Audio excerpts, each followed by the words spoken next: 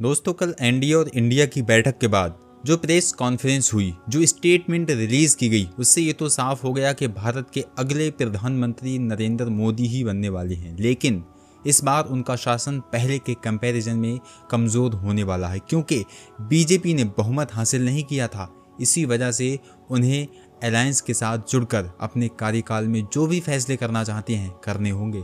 कल एनडीए ने दिल्ली में अपनी बैठक के बाद प्रधानमंत्री नरेंद्र मोदी को अपना नेता चुनने का दावा पेश किया और बाकायदा पूरा एक लेटर प्रेस रिलीज में दिखाया गया। जी हाँ, जिसमें नीतीश कुमार और चंद्रबाबू नायडू के भी सिग्नेचर हैं। उन लोगों ने भी नरेंद्र मोदी को ही अपना नेता चुना है, जिससे ये बात साफ हो जाती है कि प्रधानमंत्री नरेंद्र मोदी इन दोनों के समर्थन के साथ भारत के अगले प्रधानमंत्री बनने वाले हैं। लेकिन अभी भी बहुत सारी चीज़ें साफ होना बाकी हैं, जो कल होने वाली मीटिंग में साफ होंगी। इसके बाद कल इंडिया गठबंधन की भी बैठक थी और लोग ये अंदाज़ा लगा रहे थे कि इंडिया गठबंधन जो बैठक कर रहा है उसमें कुछ बड़ा खेल वो लोग कर सकते हैं और शायद सरकार बनाने का दावा पेश कर सकती हैं, क्योंकि रात भर में हो सकता है। जी हाँ दोस्तों, उन्होंने किसी अलायंस को अपनी तरफ कर लिया हो। जी हाँ बिल्कुल, लेकिन कल ऐसा भी कुछ नहीं हुआ और इंडिया गठबंधन ने ये बात स्वीकार कर ली कि वो फिलहाल बहुमत में नहीं है। इसी वजह से उन्हें विपक्ष में बैठना होगा। विपक्ष में बैठने के बाद आगे चलकर वो कोई फैसला करेंगे। उन्होंने अपनी स्टेटमेंट में बताया कि प्रधानमंत्री नरेंद्र मोदी के कार्यकाल में अब भी उनके खिलाफ काम करते रहेंगे और उनके फैसलों का विरोध करते रहेंगे। जी हाँ, साथ ही सही वक्त का इंतजार करेंगे अगली सरकार बनाने के लिए। यानी दोस्तों, इससे ये बात साफ हो जाती है कि इंडिया गठबंधन को अब भी उम्मीद है कि उनकी सरकार 5 साल पूरा होने से पहले बन सकती है। जी हाँ, कुछ ऐसी पार्टी शामिल हैं जो पहले के वक्त बीजेपी की विरोधी भी रही हैं। आगे चलकर उनका माइंडसेट अगर बदला तो एनडीए के लिए सरकार को कंटिन्यू कर पाना मुश्किल हो जाएगा। जी हाँ, पर फिलहाल के वक्त प्रधानमंत्री नरेंद्र मोदी ही बनने वाले हैं। तो बात की जाए नीतीश कुमार की और चंद्रबाबू नायडू की, तो उनकी पार्टी के पास वैसे तो बहुत कम सीटें हैं, पर अब एनडीए को प्रधानमंत्री नरेंद्र मोदी को अपने फैसलों के लिए इनका समर्थन हासिल करना पड़ेगा और इसलिए लोग ये बात कर रहे हैं कि इस बार की मोदी की जो सरकार होगी वो पिछली बार की 2 सरकारों के कंपैरिजन में कमज़ोर होगी, क्योंकि चंद्रबाबू नायडू और नीतीश कुमार को मुस्लिम्स का सपोर्टर माना जाता है और बिहार में ऑलरेडी नीतीश कुमार की सरकार में मुस्लिम को रिजर्वेशन हासिल है। जी हाँ, आंध्र प्रदेश के चंद्रबाबू नायडू भी इसके समर्थक हैं और मोदी सरकार को समर्थन देने के लिए उन्होंने कहा जा रहा है कि बहुत बड़ी बड़ी डिमांडें सामने रखी हैं, जैसे कि 2 नेता जिनकी सीट्स भले ही कम हों पर निर्णायक हैं। इन्होंने रेल मंत्रालय, गृह मंत्रालय और रक्षा मंत्रालय जैसे विभाग मांगे हैं मोदी सरकार से। जी हाँ, और उन्हें मजबूरी में ऐसे बड़े मंत्रालयों को इन्हें देना भी पड़ेगा। जी हाँ, इससे पहले की 2 सरकारों में बीजेपी खुद बहुमत में थी, इसीलिए एनडीए का नाम कम ही आता था। हालांकि एनडीए की सरकार थी, लेकिन ये कहा जाता था कि बीजेपी की गवर्नमेंट है, लेकिन अब ये कहा जा रहा है कि एनडीए की गवर्नमेंट है, क्योंकि बीजेपी अपने दम पर सरकार अभी नहीं बना सकती है और इसीलिए पिछले 2 सरकारों में जो बड़े बड़े विभाग थे वो बीजेपी के बड़े बड़े नेताओं के हाथ में थे, चाहे अमित शाह के हाथ में गृह मंत्रालय हो या फिर रक्षा मंत्रालय की जिम्मेदारी राजनाथ सिंह की थी। लेकिन इस बार दूसरे कुछ दलों के पास ऐसे बड़े मंत्रालय जा सकते हैं, अभी इनका फैसला नहीं हुआ है। अभी जो कल एनडीए की मीटिंग हुई थी उसमें केवल ये फैसला किया गया है कि प्रधानमंत्री नरेंद्र मोदी ही बनेंगे।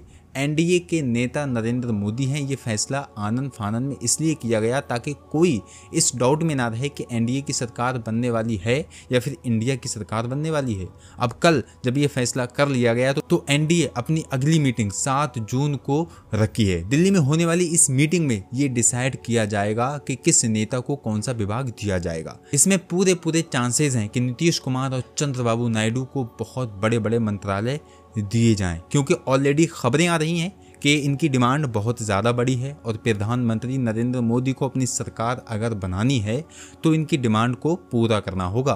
और ये बात बहुत अच्छे से अमित शाह और नरेंद्र मोदी जैसे लोग जानते हैं, क्योंकि ये ऑलरेडी काफ़ी दिनों से सत्ता में है, तो बड़े बड़े नेताओं को कन्विंस करना इन्हें भी अच्छे से आता है।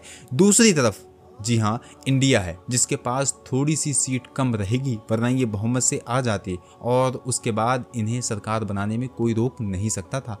लेकिन अब इंडिया ने उन दलों के भरोसे में जो पहले कभी उसके साथ हुआ करते थे पर अब एनडीए के साथ हैं, जैसे कि नीतीश कुमार या फिर चंद्रबाबू नायडू, इंडिया गठबंधन ने ऑलरेडी स्टेटमेंट रिलीज करके ये कहा है कि हम सभी दलों को आमंत्रित करते हैं जिन्हें संविधान पर भरोसा है या नहीं। इन्होंने ओपनली कह दिया है कि जो भी हमें ज्वाइन करना चाहता है ज्वाइन कर सकता है, हम आपकी डिमांड पूरी करेंगे। इंडिया गठबंधन ने अपनी कल मीटिंग के बाद जो रिलीज की, जी हाँ, स्टेटमेंट, उससे भी हमें ये पता चलता है कि इन्हें कहीं ना कहीं उम्मीद की किरण नजर आ रही है कि नरेंद्र मोदी की सरकार अगले 5 साल नहीं चलने वाली है। हो सकता है कि बीच में ही किसी दल के साथ उनके मतभेद हो जाएं, जिसकी वजह से अपना समर्थन वापस लेकर इंडिया को दे दें ताकि ये अपनी सरकार बना ले।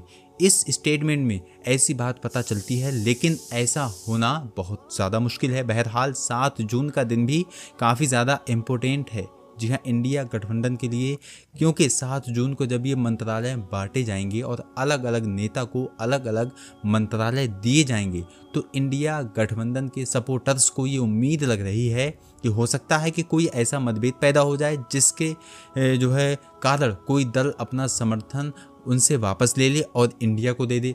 8 जून को प्रधानमंत्री नरेंद्र मोदी का शपथ ग्रहण होगा, तीसरा, और जबकि शपथ ग्रहण नहीं हो जाता है जब तक दूसरी पार्टी यानी कि अपोजिशन को यानी इंडिया गठबंधन को ऐसी उम्मीद नजर आती रहेगी।